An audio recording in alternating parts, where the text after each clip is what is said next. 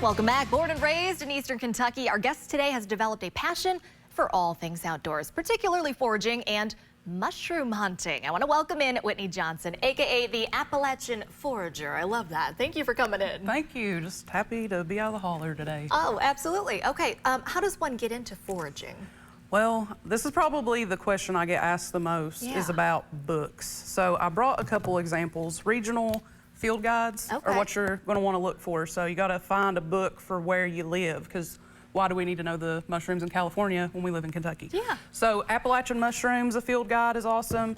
Mushrooms of the Southeast, another really awesome one. And then also you can find the ones for plants too. And then mushroom journaling. This is something that I really like to do. Oh my. So you go, you take pictures, and you start to learn them by taking the pictures, where you found them, what time of year it was, and that's just going to help you nail it down and get more used to what you can find at certain times of the year. How did you get started in all of this? I don't remember when I wasn't doing it, first off. Yeah.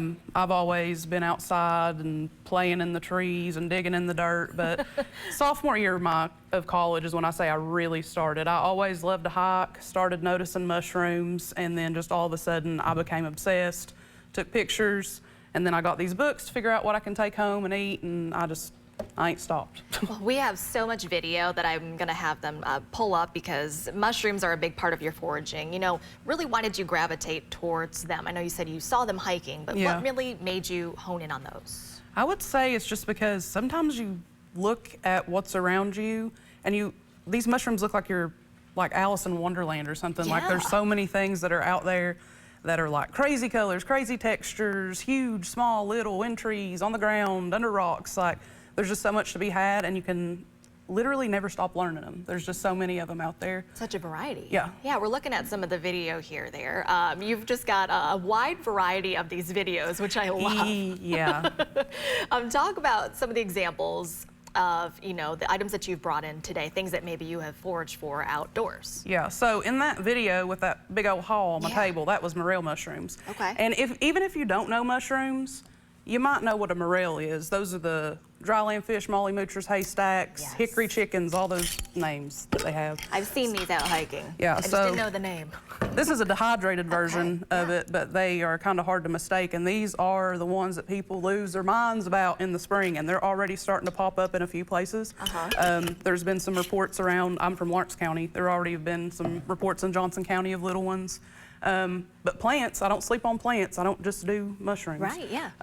Pine needles, you can actually do this all year round. Okay. I use this in a lot of medicinal stuff and like face wash, stuff for like body care products. I saw some of your dandelion video too. Yeah. Making teas. Yes, and here's some dandelion.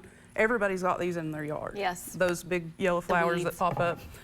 That's the thing, is they're not just weeds. They're good from root to tip. You can do all kinds of stuff with them. Dead nettle. If you ain't got dead nettle in your yard, then you probably don't have a yard. But it's these purple flowers. You can make teas and, again, like salves and stuff like that with them. Okay. Wine caps. Another mushroom that pops up with morels. They've got like a purple bottom on them, super pretty. And here's another heavy hitter, ramps. Yes. Have you ever had ramps? No, I've not tried it. It's like Big Papa onion and Big Papa Daddy garlic got together and had a baby, and it's just like the most delicious thing ever.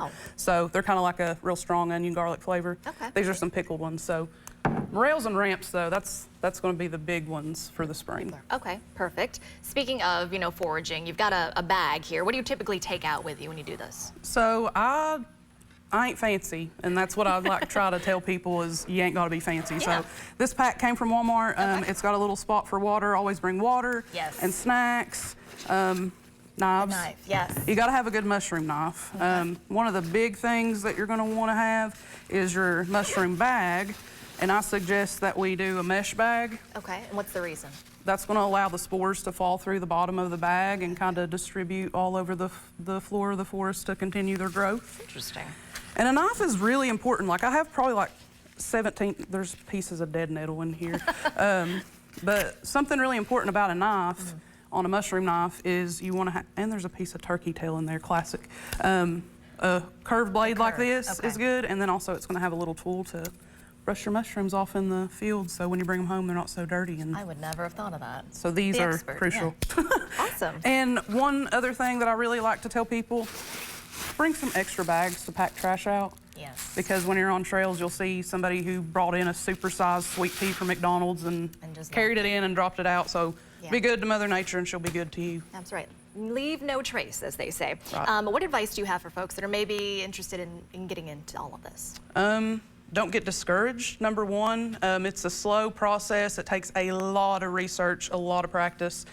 So starting out with these books is a good thing. Look everywhere because mushrooms are everywhere. They're in trees, they're on the ground, they're growing on dead stuff, they're growing on live stuff. And take lots of pictures, get in mushroom groups. Those are really good too.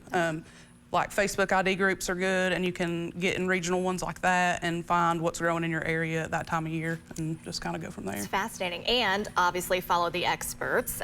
Folks are wanting to do that. There's a bunch of different ways on social media, right? We've got these on the screen here. All sorts of different outlets. I mean, you have incredible videos showcasing all of your experience, which I think is just really awesome to watch. Well, thank you. Well, thank you so much for coming in today. All right. Well, I love being here. We're going to have you back and maybe do a little bit of a different seasonal thing. Yeah, I'm always down. Bring me back. Sounds good. All right. Stick around. We've got to look at your headlines right after this.